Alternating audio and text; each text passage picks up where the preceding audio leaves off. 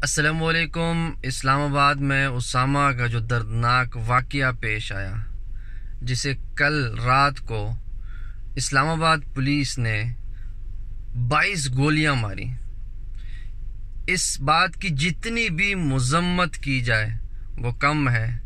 ہم دعا کرتے ہیں کہ اللہ تعالیٰ اسامہ کی مغفرت فرمائے اور اس کے والدین کو اللہ تعالیٰ صبر جمیل عطا فرمائے۔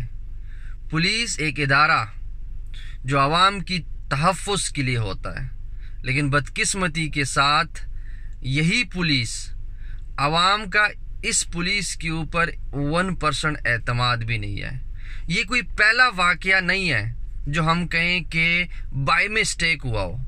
اس پولیس گردی میں ٹارگٹ کلنگ بھی ہوتی ہے، غریب کو ذلیل بھی کیا جاتا ہے، ایک عام انسان کو ذلیل و رسوا بھی کیا جاتا ہے۔ اسامہ جیسے کئی واقعات پاکستان میں رونما ہو چکے ہیں۔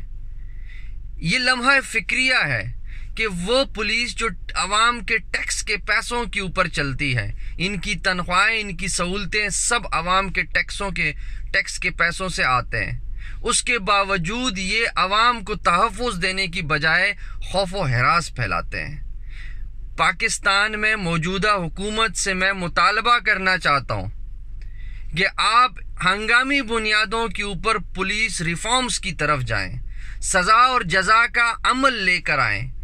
جب تک اس پولیس کو ٹھیک نہیں کیا جائے گا، جرائم کبھی بھی کم نہیں ہوں گے، کیونکہ جتنے بھی مجرم ہیں، جتنی بھی جرائم ہوتے ہیں، اس کے پیچھے سب سے زیادہ ہاتھ جو ہوتا ہے وہ پولیس کا ہوتا ہے۔ خان صاحب، ہنگامی بنیادوں پر اقدامات کریں۔ ہم چاہتے ہیں، ہماری توقع ہے، ہم آپ کی طرف دیکھ رہے ہیں، ان کو ٹھیک کر لیں۔ یہ ٹھیک ہو جائیں گے تو آدھا پاکستان جو ہے، پاکستان کے مسئلے مسائل جو جرائم کے حوالے سے ہیں وہ حل ہو جائیں گے۔ خدا را ان کے اوپر اقدامات کریں۔ دل دکھتا ہے کہ اس قسم کے واقعات، ایک عام شخص جو ہوتا ہے وہ پولیس تھانے کے سامنے سے غلطی سے بھی نہیں گزرتا، کیسا نہ ہو کہ یہ مجھے پکڑ لیں۔ یہی پولیس جو عوام کے ٹیکس کے پیسوں سے پل رہی ہوتی ہے، یہ اس علاقے کے، کسی بھی علاقے کے جاگیردار، وڈیرے، پیسے، امیر زادے، طاقتور کی گھر کی لونڈی بنی ہوئی ہوتی ہے، لیکن ایک عام غریب انسان، وہ انہیں دیکھ کے ڈر لگتا ہے اسے کہ یار اب یہ مجھے پکڑیں گے۔ اس کے گھر میں اگر کوئی پرابلم ہو، کوئی اسے تنگ کرتا ہے، وہ بیچارہ پولیس جا کے رپورٹ نہیں کرتا، کیونکہ اسے لینے کے دینے پڑ جاتے ہیں۔